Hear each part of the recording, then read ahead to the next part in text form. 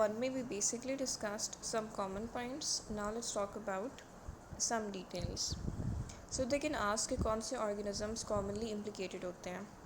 Neonatal age group में तो वो organisms होते हैं जो कि commonly मदर की genital tract को infect करते हैं, and that basically includes enteric organisms जो कि originate करते हैं from the GIT, and इसके अलावा also group B strep जो कि commonly colonize करता है मदर के genital tract को.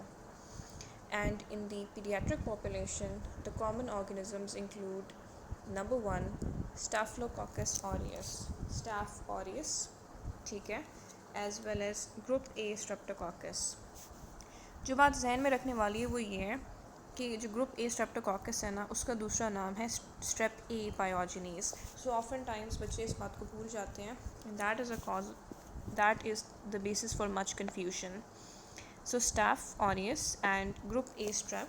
इसके अलावा स्ट्रेप नमूनिया भी कॉमनली इम्प्लिकेटेड होता है, एंड नाइसीरिया मेनिंजाइटिस पी और हीमोफिलस इन्फ्लुएंजी पी. Staph aureus, group A strep, Haemophilus influenzae and strep pneumonia as well as Neisseria meningitis. इन तमाम के नाम जहन में होने चाहिए. These are the most commonly implicated organisms, but not the only ones for obvious reasons, and they're all bacteria जो कि आप ऑलरेडी नोट कर चुके हैं. ठीक है ना. जाहिर सी बात है, इन्फेक्शन है, इन्फ्लेमेशन है, तो जॉइंट कैसा होगा. जो इन्फ्लेम्ड जॉइंट है ना, वो स्वॉलन होगा, पेनफुल होगा, टेंडर होगा, हॉट होगा, and there would be limitation of movement. अगर एक इन्फेंट प्रेजेंट कर रहा है ना, तो इन्फेंट को फीवर होगा, इन्फेंट इरिटेबल होगा, और एक पर्टिकुलर जॉइंट को मूव नहीं कर रहा होगा, which you would be able to notice. My apologies. और अगर ओल्डर चाइल्ड है ना, उसमें आप क्या नोटिस करेंगे, उसमें भी फीवर है, उसमें भी वॉमिटिंग है, उसमें बाकायदा आप रिस्ट्रिक्शन ऑफ मोशन को नोटिस कर सकते हैं. समटाइम्स ये होता है कि सेप्टिक आर्थराइटिस ना प्रेजेंट करता है as a fever of unknown origin. ठीक है, क्योंकि फीवर होता है लेकिन एज सच लोकलाइजेशन नहीं होती है. और समटाइम्स ये होता है कि फ़ीवर होता है एंड बच्चा कंप्लेन कर रहा होता है कि दर्द हो रहा है किसी पर्टिकुलर एक्सट्रीमिटी में, लेकिन क्योंकि वो पेन पोली लोकलाइज्ड होता है तो वो ये नहीं बता सकता कि जॉइंट में पेन हो रहा है, उसको बेसिकली पूरे लिम्ब में पेन हो रहा होता है. सो this is important. Lab diagnosis. अब देखिए, सेप्टिक आर्थराइटिस की वजह से ना कॉम्प्लिकेशंस हो सकती हैं, कार्टिलेज की डिस्ट्रक्शन हो सकती हैं. ऑफन टाइम्स जब आप एक्सरे करते हैं ना सेप्टिक आर्थराइटिस के केस में, तो आपको क्या नज़र आता है, जॉइंट स्पेस की widening. This is actually something जो कि MCQs में आती है, but the question is for the sake of concepts की वाइडनिंग की होती है. बहुत सारी वजूहत हैं. एक तो ये कि जो जॉइंट स्पेस है ना वो डिस्ट्रॉय हो रही होती है, एपिफिजियल कार्टिलेज की रिजॉर्प्शन हो रही होती है, इवन जो बोन है वो भी इरोड हो रही होती है, और कैप्सूल में बेसिकली पास जमा हो रही होती है. That is why there is widening of the joint space. इसलिए timely diagnosis and evaluation and management is very important. और ऐसा करने के लिए you have to take some measures very quickly. और वो क्या मेजर होता है, क्या डायग्नोस्टिक प्रोसीजर होता है, या क्या डायग्नोस्टिक टूल होता है. आपको जल्द as quickly as possible you have to do a diagnostic joint aspiration. You need to perform a diagnostic joint aspiration. ठीक है, उसी के बेसिस पर आप सब कुछ करेंगे. जब आप डायग्नोस्टिक जॉइंट एस्पिरेशन कर चुके होते हैं ना, फिर आपने एग्जामिन करना होता है एस्पायरेट को, जिसको हम कहते हैं synovial fluid analysis, and they have used this term in the diagnosis वाला सेक्शन. जाहिर सी बात है, ऑन जस्ट ग्रॉस एग्जामिनेशन जो एस्पिरेट है वो कैसा होगा, परलेंट होगा. जब आप माइक्रोस्कोप के नीचे देखेंगे तो आपको WBC नज़र आएंगे. ठीक है, कितने WBC होते हैं पर मिलीमीटर क्यूब, 100,000 से ज़्यादा होते हैं, और प्राइमरीली क्या होते हैं, न्यूट्रोफिल्स होते हैं. So they are greater than 100,000 and they are primarily neutrophils. ठीक है, इसके अलावा आप बेसिकली जो एस्पिरेट है ना उसका कल्चर करते हैं, और ये जो कल्चर है ना ये डायग्नोस्टिक होता है. इसके अलावा आप CBC करते हैं हमेशा की तरह. There would be leukocytosis.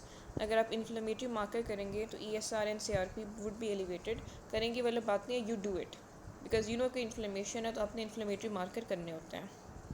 ठीक है, इसके अलावा आप ultrasound, CT scan and MRI भी कर सकते हैं. You can do a lot of imaging modalities. अब मैनेजमेंट क्या है? फ़र्स्ट ऑफ़ ऑल जाहिर सी बात है एंटीबायोटिक्स देनी है। किस रूट से देनी है? इंट्रावीनसली। कितने अरसे के लिए देनी है? This is kind of important. ये जो चीज़ें होती हैं ना, आर्थराइटिस, ये ऑस्टियोमाइलाइटिस, यानी बोन एंड जॉइंट की इन्फेक्शन, इनको ठीक होने में बहुत टाइम लगता है। तो जो रेजिमेंट होते हैं वो भी लंबे होते हैं, तो आपने इंट्रावीनसली एंटीबायोटिक्स को देना होता है। ओरली आप देंगे ना तो very little of it will actually reach the joint space. तो आपने इंट्रावीनस देनी है एंटीबायोटिक्स 2 से लेकर 3 हफ्ते के लिए। कौन सी आप देते हैं? It is based on the age of the patient, the smear and the culture. ठीक है, फॉर एग्जाम्पल न्यूनेट्स में भी tend to give oxacillin which is a penicillin together with either cefotaxime या फिर सम अमाइनोग्लाइकोसाइड। ठीक है, लेकिन if it is an older child जिसकी उम्र 3 महीने से ज़्यादा है तो फिर देते तो हम ऑक्सासिलिन है, लेकिन we combine it with ceftriaxone, यानी हम एक पेनिसिलिन को कंबाइन कर रहे हैं with a third generation cephalosporin if the age of the child is greater than 3 months, not 3 years. ठीक है ना? And if the child is a neonate तो फिर आप ऑक्सीसिलिन को या तो सेफोटैक्सम के साथ कंबाइन कर रहे हैं या फिर अमाइनोग्लाइकोसाइड के साथ। तो ये चलो एंटीबायोटिक्स हो गई ना। What about other steps? अगर जॉइंट स्पेस डीप है ना, उसको रीच करना डिफ़िकल्ट है, तो आप सर्जिकल ड्रेनेज करते हैं। क्यों? बिकॉज उसको रीच करना डिफ़िकल्ट है। अब एग्जांपल में हिप जॉइंट को ले लें, the joint is deep, drain करना इंपॉर्टेंट है। जब भी कोई एब्सेस बनती है तो आपने एंटीबायोटिक्स के साथ ड्रेनेज करनी होती है। इस केस में आप सर्जिकल ड्रेनेज करेंगे। लेकिन अगर जॉइंट सुपरफिशियल है ना, तो फिर आपको सर्जिकल ड्रेनेज की ज़रूरत नहीं होती। फिर आप क्या कर सकते हैं? फिर आप सिंपली एस्पायरेशन करेंगे जॉइंट की दिन में 2 बार। So this is something you can do. अब इन्होंने देखो ये बात लिखी हुई है, but they have not quite explained it. Drainage of the joint space by either needle aspiration या फिर by surgical extraction.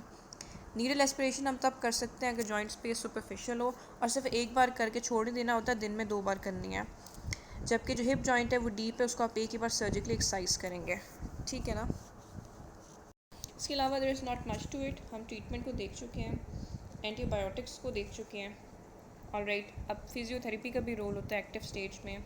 Prognosis is good अगर आपने प्रॉम्प्टली ड्रेन की और एंटीबायोटिक्स दे दी हैं बिफोर डैमेज हैज़ अकर्ड। लेकिन अगर ऑलरेडी डैमेज हो चुका है, you were late with management, तो फिर फाइब्रोसिस हो जाती है and that is quite serious. अगर आपने अर्ली ऑन जॉइंट को ड्रेन कर दिया है then the prognosis is good. लेकिन अगर 24 आवर्स गुजर चुके हैं, इन्फेक्शन इज़ देयर, तो there could be permanent fibrosis. Growth plate जब डैमेज होगी तो ग्रोथ नहीं होगी उस पर्टिकुलर जॉइंट स्पेस की, उस बोन की बेसिकली ना, एंड्स ग्रो करते हैं ना। So we are done with this topic.